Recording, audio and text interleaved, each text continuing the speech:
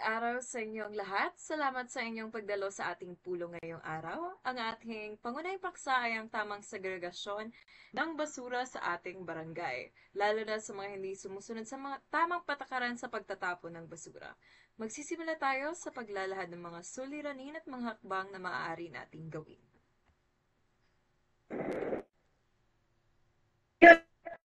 Aming residente ang hindi pa rin nagsisegregate ng basura. Sa halip na paghiwalayin ang nabubulok at di nabubulok, lahat ay isinama sa isang basurahan. Ito ay nagdudulot ng mga malaking problema tulad ng pagbabara ng mga kanal at pagdami ng mga peste. Ang mga nabubulok na basura tulad ng pagkain at mga gulay ay dapat inilagay sa berde na basurahan, habang ang mga di nabubulok tulad ng plastic at bote ay dapat nasa dilaw na basurahan. Kung hindi tayo susunod dito, tataas ang gastusin sa pag-alis ng mga basurang ito at mapapektuhan ang kalinisan ng ating barangay. Bukod pa rito, ang hindi tamang pagtatapon ng basura ay may negatibong epekto sa kalusugan. Ang mga basurang nabubulok na hindi agad natatapon ay nagiging pugad ng mga lamok at ibang insekto na nagdadala ng sakit.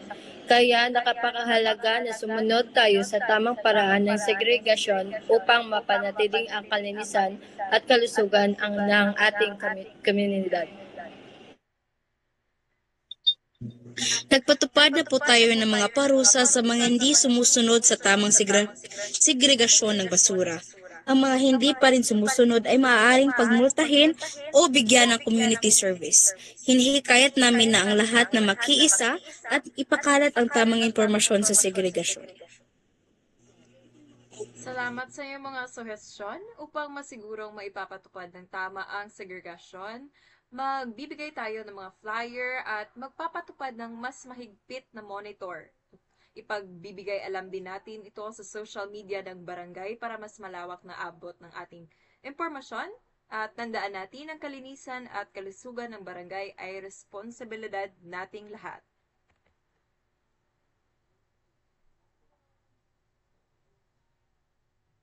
Po ang pagkuha ng segregatura. Natin ito sa maayos na koleksyon at disposal.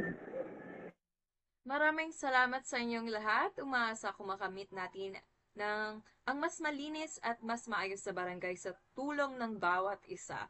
Hanggang sa susunod na pulong, magandang araw! Salamat po.